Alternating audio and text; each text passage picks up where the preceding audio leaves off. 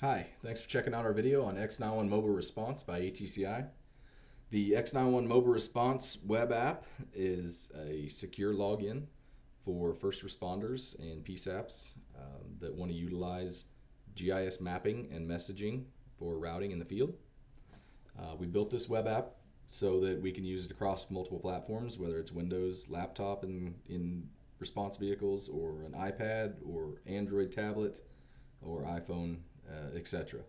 So this product will work across multiple platforms. You do have to have a secure login to get into this program, so that is one requirement. So we'll jump into this, and since ATCi is in the ESRI partner network, we do utilize ArcGIS Online. That is, it's a great platform for us to host GIS data and add different customizations to this map. What you see here in blue are the counties we do have verified NG911 GIS data for in Kansas. This map will continue to grow as we pick up counties and get the product out in front of folks. We want to talk a little bit about some of the layers we have. We've tried to keep the map as minimal as possible, but we want to use layers that dispatch and dispatchers may use as far as locating an incident. So we have our mile markers in each level. We turn on a different layer to add more data to it. So the first level, we're going to have our mile markers. Then as we start to move in, we start to get our GIS verified center lines. And then as we keep going in, we start getting our address points. So that's a little bit about the first couple. We do have Kansas oil and gas on there for, we have a lot of tank battery fires in western Kansas. So it's nice to be able to see who that operator is and go out and see the current KGS record for that location. We do have started doing customized layers. So in this particular county, we have added in their water refill resources. So a tanker, if they're having a wildfire, they have the locations in front of them that they can send out to firemen or mutual aid counties to show where they can go refill their tanks at. We come on down, you can see counties. We do have our municipal layers here. Forgot to turn that on, so you can see your different towns and cities. We got our address points, center line. We have a current watches and warnings that we put on here. This is coming from ESRI, ArcGIS Online. But we'll run up here to one of our counties in Marshall. Still has some flood issues they're dealing with. I can't tell you exactly how current it is, but it's fairly current to what's going on. The point that we wanted to put these watches and warnings in, because you think of flood, you think of tornadoes or disasters. We want to know who's in the way. What structures are out there that could be affected by a particular incident. So that's a little bit about why we put that information in there. We also put in World Street Map, mostly from ESRI, mostly because we haven't collected data yet for some of these counties. So we want a dispatcher to be able to see, okay, we're coming out of one county into another. What's that road name? Or we click that location. What's the XY of that? So we wanted to go ahead and put in the World Street Map so that there was still some sort of data to be able to be used, at least road centerline wise. So that's a little bit about our layers.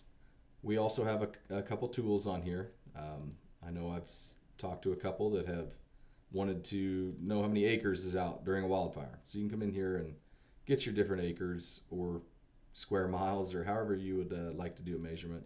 You can do straight lines, how many miles it is for a path of a tornado. Anything that you can think of on that.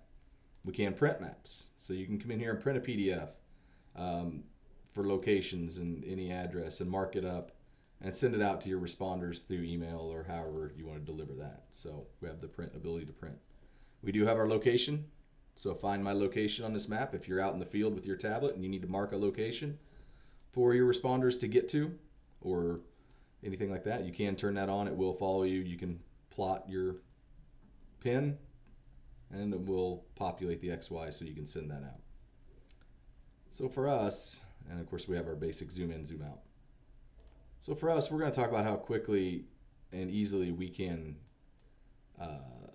send out a location that may come through. It may come through with no coordinates, or they may not have an address in their CAD system or any other system that they're trying to find, but we do have it in the GIS map data. So we're wanting to send this call, send an incident out. So put in your reporting person, and details is the key to this. The responder has to know why are they going to this location. So that's pretty straightforward on details. You don't have to fill out all of these columns, but it's kind of nice for them to know exactly what call they're going to, or what incident, or whether it's a down power line, or just marking out any location you can think of. So over here we have it set up for ATCi demo, so we have some demo data in that where you can come in and you can see, we want to zoom to that address. So here's the 911 GIS data for 200 South Street. So that would be, and you'll see the point underneath it. If we clear that, you'll see the point underneath there. So that's how it zooms to an address. And the countywide address database is what we're using. And it populates the XY off of that GIS data. So let's say we do not have an address. We have a block. We can also do the 200 block. We built that data as well. We have also built intersection data, so Main and Santa Fe. We can go there. We've built that data for that intersection. We don't have any information at all for a block, an address, or mile marker, or intersection. Say we just have a phase 2 coordinate. Let's go in and enter that coordinate.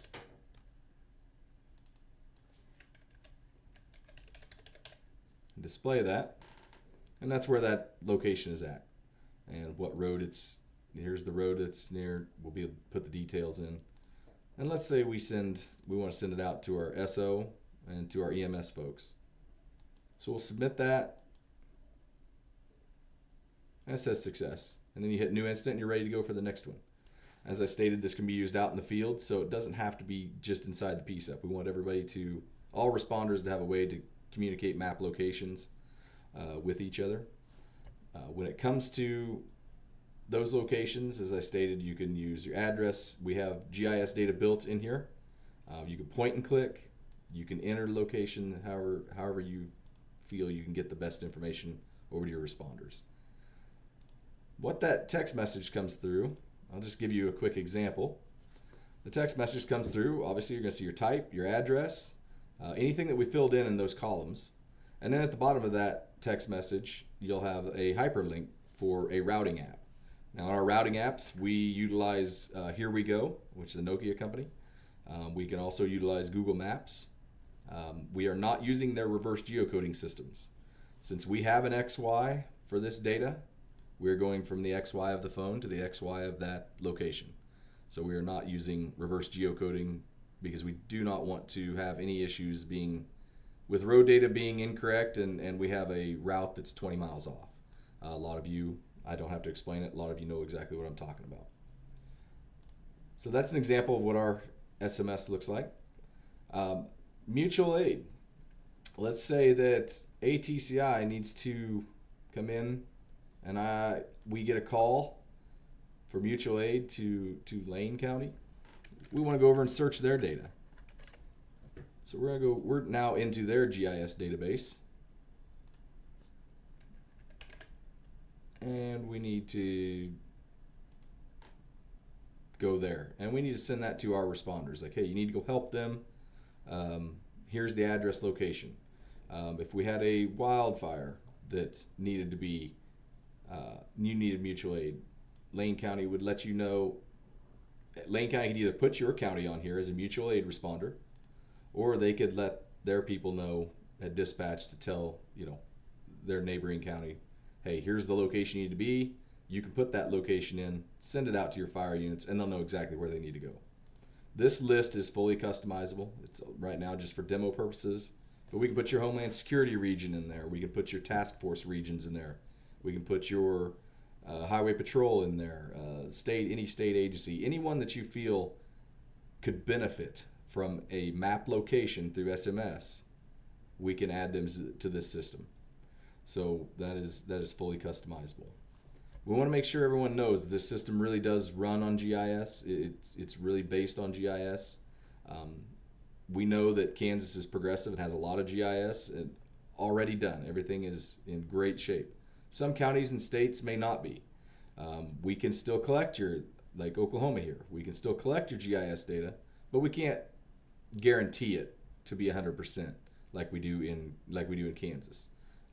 I'm sure they do a great job. We don't have their specs of how that state does work, but we can go from county to county and state to state. So we can even go look at Yuma, Colorado. So we have address information for them. So we can zoom back over to Yuma. So we're trying to build an interconnected system using GIS data. We know that states are coming along. Everyone is getting on board federally for NG911 requirements. So we know this system's going to grow, and we can help PSAPs and counties send messages back and forth with each other with those map locations. Very simple, very quick, very effectively. So we'll have more videos to come. We just needed to get a starter video so everyone could see exactly what the program is and what it does. And if you have any questions or comments, leave it on our YouTube page. Contact us. Our contact info is at the top. You can get a hold of us there.